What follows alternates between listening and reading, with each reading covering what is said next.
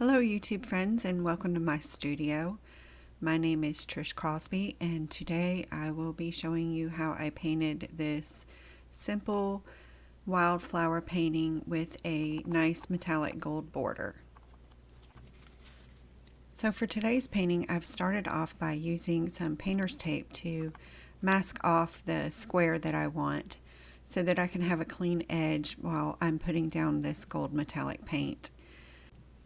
This palette that I'm using is just a cheap set that I picked up from Amazon, and I will leave a link in the description box below if you're interested in purchasing this little palette. And I'm just going around the edges and I'm eliminating the parts where the flowers overlapped the tape because I wanted these flowers to kind of extend past the square.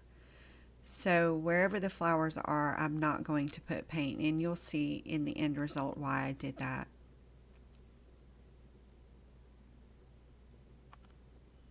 When we get into the actual painting of the flowers, I have a list of the colors that I use to help you guys out, so you'll see that coming up soon. So I'm just going around the edge, I guess about 1/8 of an inch to make this border. I really like the way the gold shimmers on the paper after it's dry.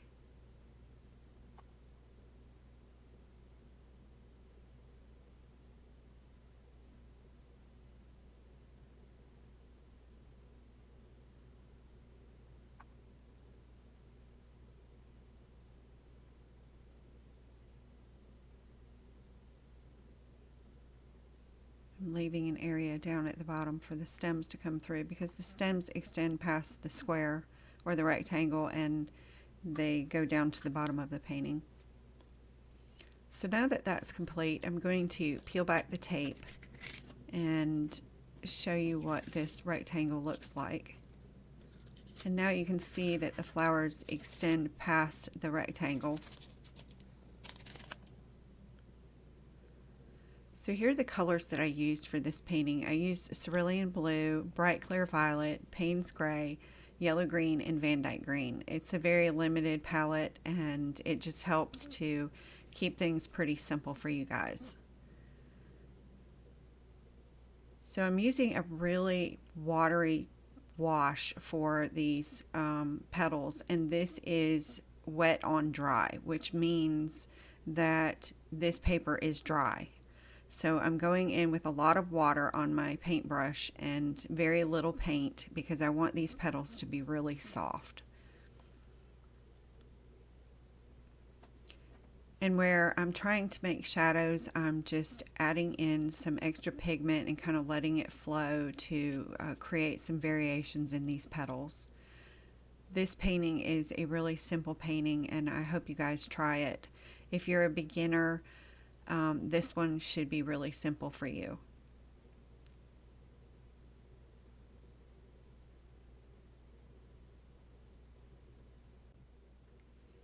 For today's tip for beginners in watercolor, I wanted to talk about paper. When I started watercoloring, I started using all different kinds of paper, from 100% cotton to cellulose papers to really expensive papers to really inexpensive papers, and I was all over the place. And it wasn't until I decided to just stick with pretty much 3 different types of paper and really learn the limitations of those papers that I finally realized what works and what doesn't work.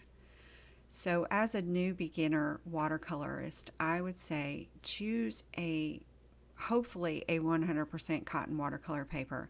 Now mind you, there are really inexpensive 100% watercolors out there. For this painting, I'm actually using one. The whole entire book had 30 pages in it and it was like $8, and I got it from Temu. I will leave a link for an Amazon link down in the description box below if you're interested. This paper is a 100% cotton, and I would say it does have some limitations, but all paper has limitations. And once you know what your paper's limitations are, then you will do different paintings on different paper because you'll realize what works best for you. So for this tip, I would say choose a paper, sit with that paper, work with that paper, and learn what it can and cannot do, how much water it can handle, how much paint it can handle, how many times can you scrub out paint color, you know, all of the things that we do in watercolor. Put the paper through its paces, and then once you have really given it a really good go, if you don't like it, then I would say move on to something different. Now, with that being said, arches I have found to be stellar. There's not much that arches can't do. I know I'm not saying that right. The watercolor people say arch. I understand. But for me, I call it arches. And I love Arches watercolor paper, but it is expensive. And for me, sometimes I make a lot of really bad paintings. So I don't want to waste my really good paper on really bad paintings. Now, I have learned that when I want to make a bigger painting and I don't want to mess up my really good paper, I will do a test painting on paper like I'm using in this video. So don't be afraid to do a test painting. It can be smaller. It will help you with your design. It will help you figure out your placement of things and what colors work, what colors don't work. And then when you get comfortable with your smaller painting, then you can move on to the larger painting and really work on the really good paper. So that's my tip for today. I hope this helps all of you beginners to find your way in watercolor. It's my favorite medium. I do work in other mediums. I do work in oil pastels, and I dabble in oil paints and things like that. And so don't be afraid to use other mediums. I've also started trying to incorporate some gouache in my paintings.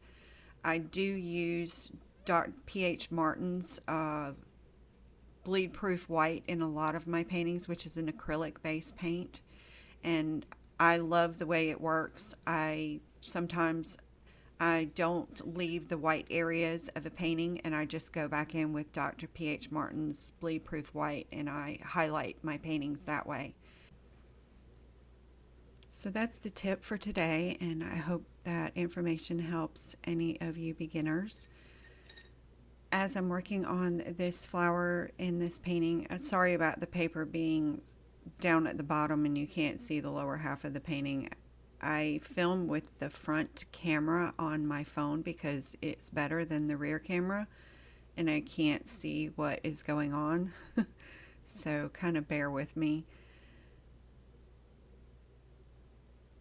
I'm just using varying shades of this cerulean blue, and I'm sometimes adding in just a touch of that bright clear violet to kind of make it more of a purpley blue, but it's steering a lot more towards the cerulean blue. And like I said, these petals are just a really watered down mix of this paint. Now for the center of the flower at the bottom, I used Payne's Gray to put the dark part of the center of the flower. I should have taped my paper down because it was like moving all around and it was getting really annoying, but I didn't, so next time I'll know.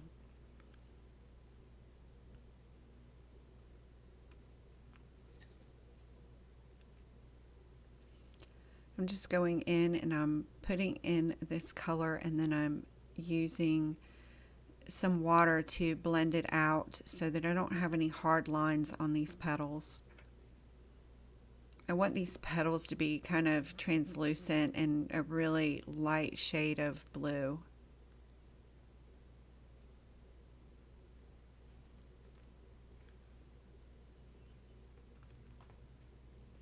So for the rest of this painting, I figure it's pretty self-explanatory. as I go through these petals, you'll see where I use darker shades to overlap, because you can see in this petal where I overlapped on the other one. What I did is I let that one petal dry, and then when I come back in over it, it will show where the petal overlaps in a deeper hue, which is what I wanted. I wanted the petals to look like they're overlapping each other. For the centers of the flowers, I will be using the Payne's Gray, and then for the leaves and the stems, I will be using the yellow green and the Van Dyke green. So it's pretty simple. And for the stems, I just put in the yellow green to start, and then I use the Van Dyke green to blend in while it's still wet along the edge of the stems, and just varying shades to create the stems of these flowers. And then once this painting's complete, I used the Doc P.H. Martin's bleed proof white to create the white little, I guess they're stamens in the center of the flowers. I'm not quite sure what they're called, to highlight the centers of the flowers. So that'll do it for me and my commentary for this video. So I hope you guys enjoy the rest of the video, and I really appreciate you watching. And if you are not subscribed, please consider subscribing to my channel. I'm almost to 300 people, which to me is awesome. So thank you so much for supporting my channel. I really appreciate all of you, and I hope you all have a wonderful day. Take care.